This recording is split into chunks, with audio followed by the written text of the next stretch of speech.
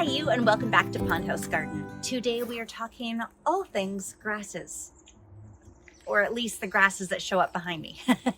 So these two beds are just in front of the pavilion that was built in 2025. I think I have a few videos or shorts at least posted of that, but if not, I will be posting some longer videos about the pavilion soon when it gets to be a little bit nicer.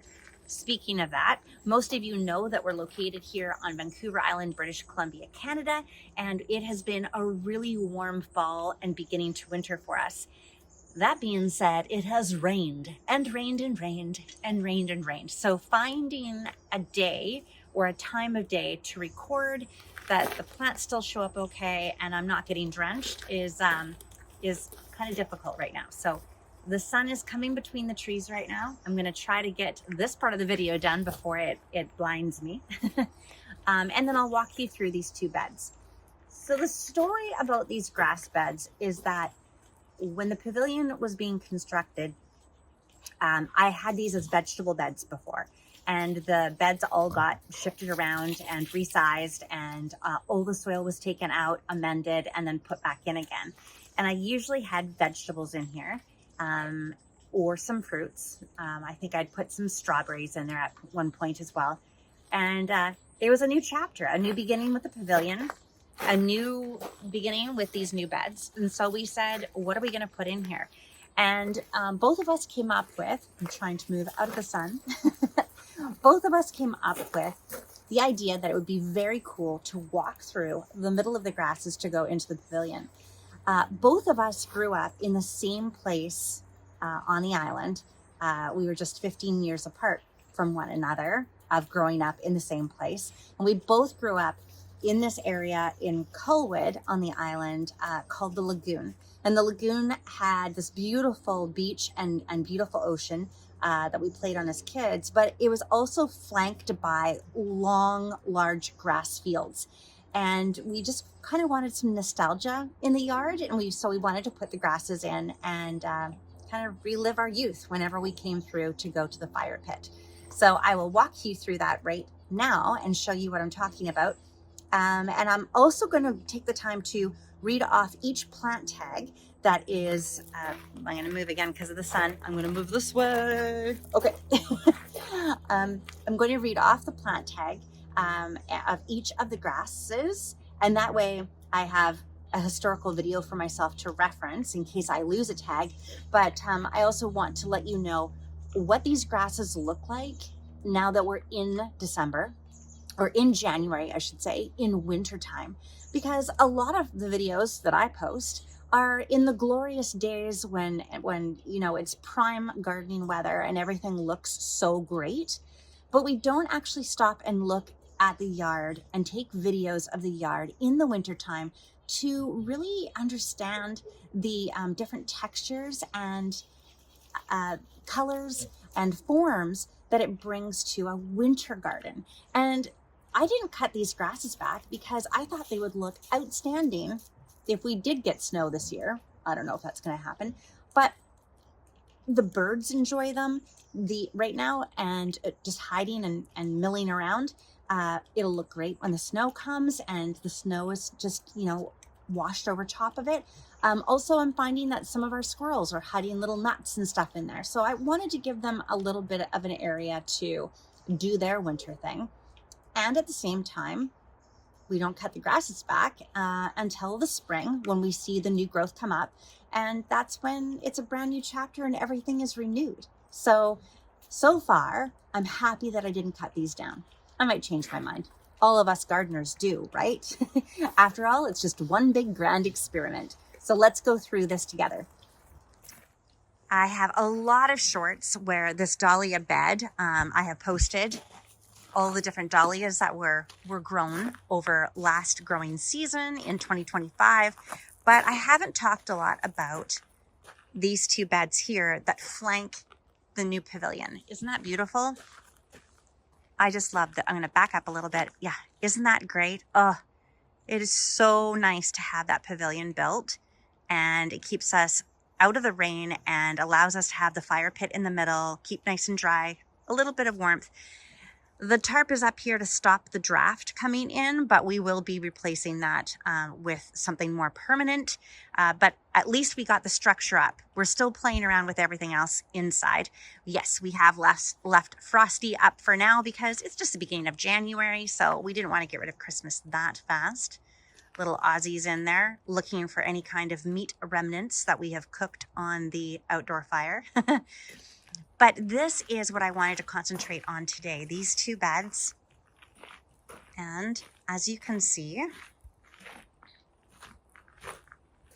we have put the same grasses into each side. So these 4 grasses on this side are the same as the 4 grasses that we put on this side, just so that the same growth would happen. And we just like the idea of pairing it, just having a pair on each side. This guy grew really fast this year, really nice and tall, really quickly. These ones are taking their time a little bit more, but we also grew them so that we would have this. You okay, Oz? Are you okay? We grew them so that this would always be the lowest grass and this would ramp up and always be the tallest grass. So we had that in mind, that when you walk in here, it will be from the lowest up to the highest. And I loved these 2 grasses so much that I ended up planting them here. Oh my goodness, I've got to paint these boxes, but I ended up planting them here as well because it'll be a nice privacy hedge in between the 2 properties. Anyway, so let us, Ozzy, oh yes, lots of sneezes. Let us go through each one of these step by step, and let's start with this beautiful large one. And it still has its bloom tuft up here.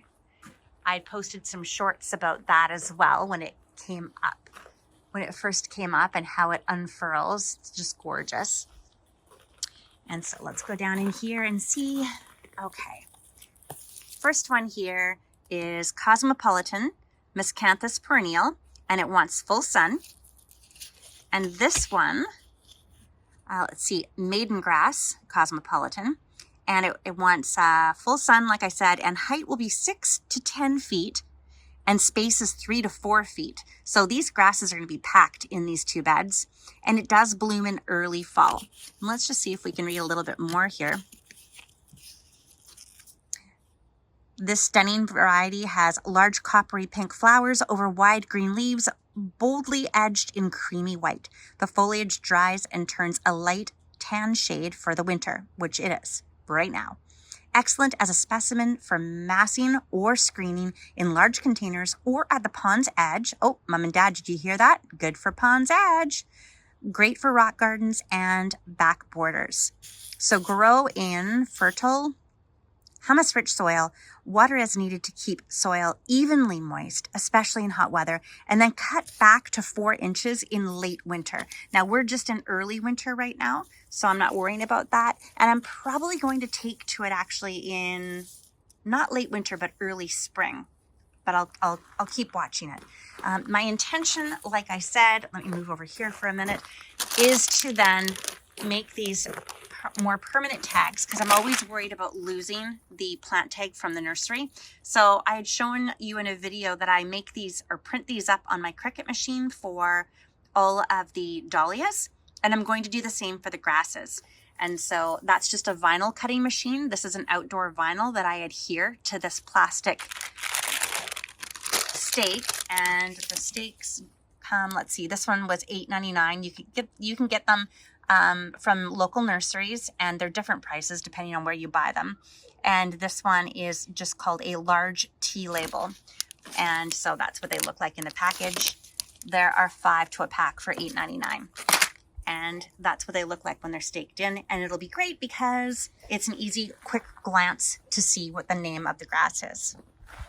So that one right now, it's a tan color like it said on the tag because we are in January, but you can still see a lot of the green because we've had an abnormally warm year.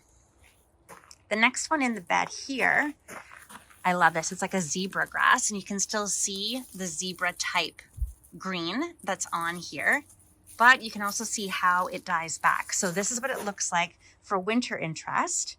It brings this brown into your garden.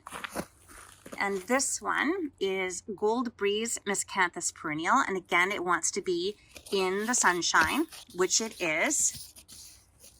Full sun, and this gets 5 to 6 feet tall, and it wants a space of 3 to 4 feet. It blooms in the fall. And let me just wipe this off on my pants. Okay, it says, apple green tapered foliage, accented with broad gold banding displaying burgundy red flower tassels in the fall, an upright arching habit, and brick red stems.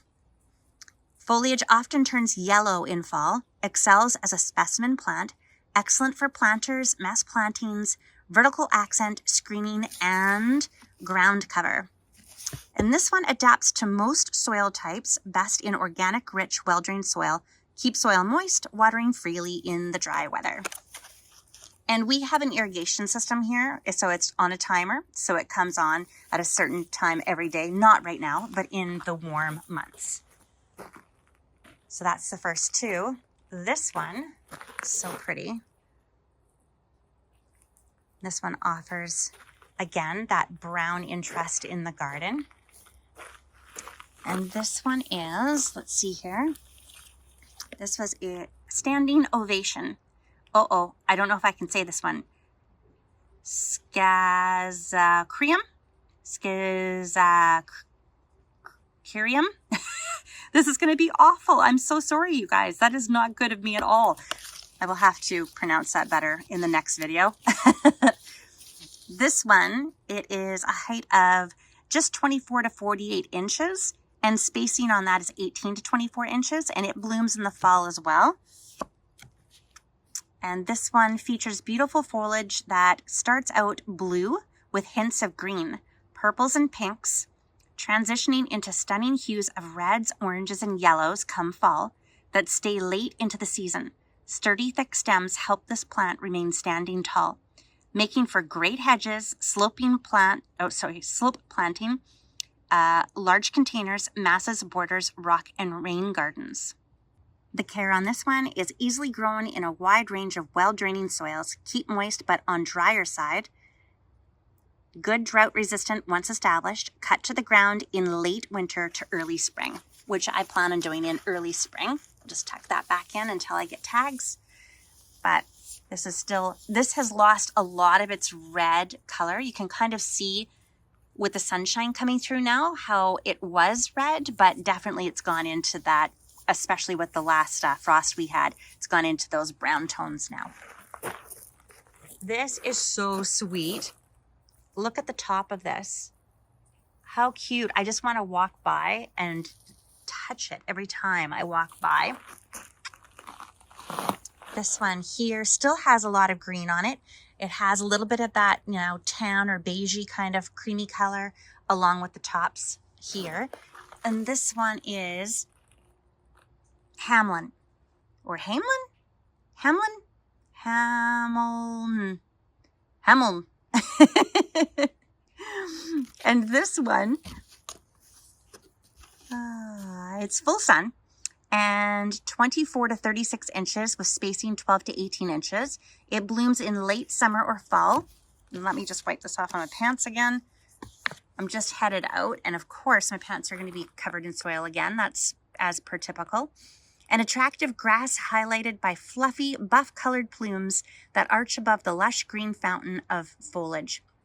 In the fall, the foliage turns a lovely golden russet color, excellent in containers, rock gardens, and borders, and great for mass planting. It adapts to most soil types, best in organic, rich, well-drained soil, keeps soil moist, water freely in dry weather. So that's the same 4 on each side here. There and over there. And then we also have this one on each side. Now this is definitely died back.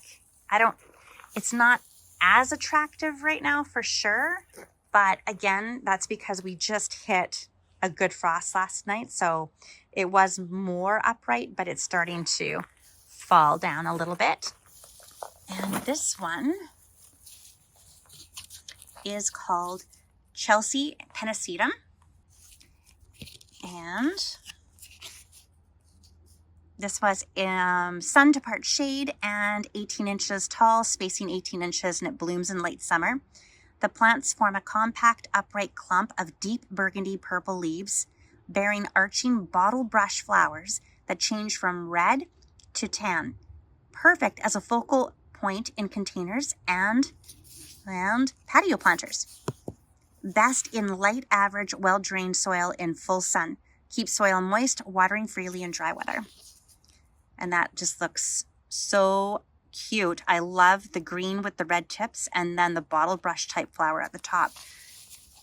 I was really impressed with these grass beds this year, honestly. We just went to the nursery and picked out what spoke to us, but I really, really love how they grew together and how they complemented one another. A few other things in this bed. Let's see. This one here. Oh, and it's starting to grow. Look at this. So this is Purple Rain. And I can't believe it. So this is the dieback, but it's been so warm that it's starting to come up. Isn't that crazy? It's beautiful. Just beautiful. So this one, I'm definitely going to have to change my pants now. Hi, Oz. Hi, bud. Hi. Okay, this one says sun to part shade, 12 to 24 inches for height, and spacing is 12 to 18 inches, and it blooms in the spring. This plant forms a lush mound of ferny foliage in a stunning black-purple shade, later becoming green. Uh-oh. Ozzy, come here. Ozzy, come see Mom. Good boy. Thank you. Thank you, huh, buddy? Good boy. You sit down? Yes. Can you sit? Yeah. Upright stems of soft blue phlox-like flowers appear in late spring, perfect for mass planting in beds and landscapes, great for beds and borders, and makes great cut flowers. I can't wait for this year to use them in cut flowers. Best in light, average, well-drained soil in full sun. Keep soil moist, watering freely in dry weather. The great part about these beds is that they are south-facing. So that direction is south. So this takes on a lot of the sunlight and heat back here, which is wonderful. This is one that I tucked in from another area of the garden, and I wanted to save it. So I'm like, where do I put it? Oh, I'll put it in the grass bed, of course. I don't know how this will work out in the end, but this one is Red Baron, a Japanese bloodgrass. And for this one, oh my word. There's so much on my pants now that I can't even get it off the tag.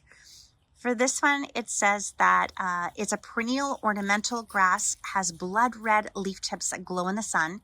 The color slowly spreads down the blade throughout the summer. Blooms June to August and grows 16 inches tall by 12 inches wide.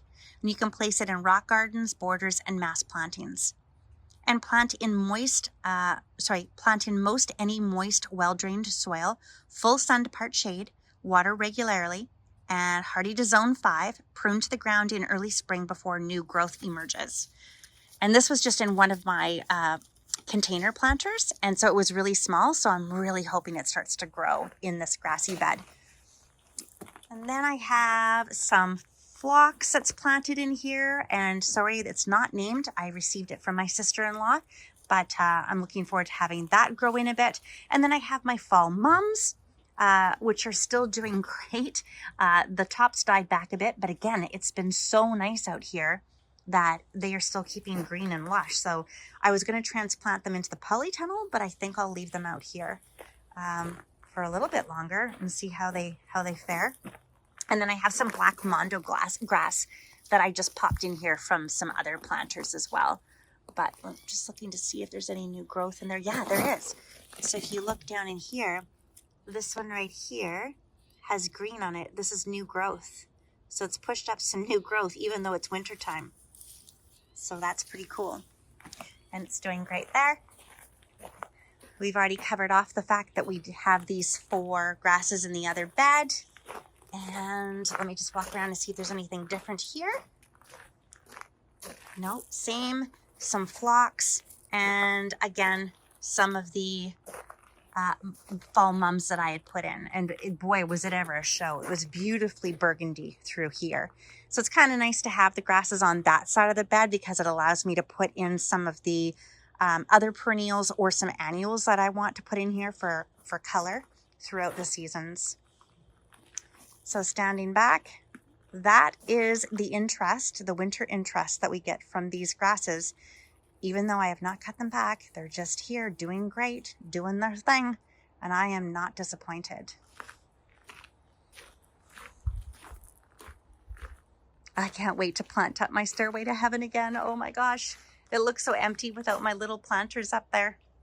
And then of course I'm going to get to painting this, like I said, painting that. Oh, I've got to stop looking around or I realize how much there is to do as soon as spring hits. So that is my walkthrough of my newly planted grasses for 2025. Planted them in the summertime, 2025. This is the first winter with them. I'm thrilled with what they're doing. I'm not going to cut them down. And I will bring longer videos later into the season when we get spring and summer and fall. And then that way you'll have a video resource to show you all 4 seasons and what these specific grasses look like during those 4 particular seasons. So I hope this helped a bit and I beat the rain. I am so happy and it is getting really warm. So I'm going to take this vest off and I'm going to go grab a coffee and wander through my garden because that's what we should do on days like today. See you soon.